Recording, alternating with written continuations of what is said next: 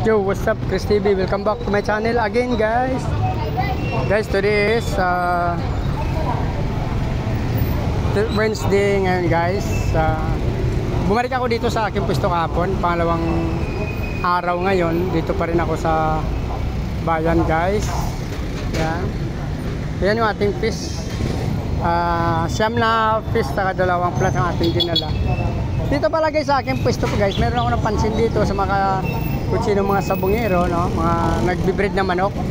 Yung mga pinaglagyan ng mangga nila, guys, nandito. Marami kasi dito nagtitinda ng mga mangga. Yan. Pwede ito pa itlogan ng manok nila, guys. So yan, palimlima ng manok, baga.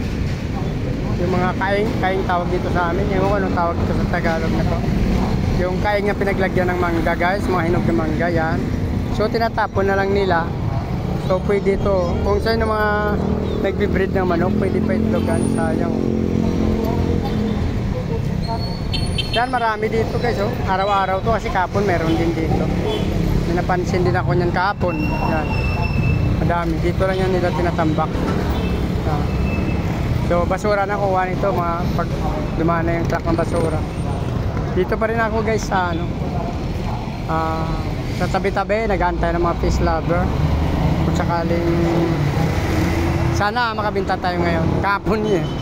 Kasi sa Tuesday medyo mahina kahapon, guys. Kasi Martes, Merkules, ngayon din.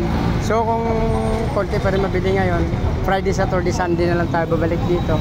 Nag-try lang ako ngayon kasi baka siyempre hindi naman araw-araw talaga mayroon tayong makatagpo ng mga fish lover. So meron naman minsan na wala rin hilig. So abang-abang lang tayo dito, guys. Don't lose your hope. Sabi nga nila, huwag tayo mawala ng pag-asa, guys. Yan.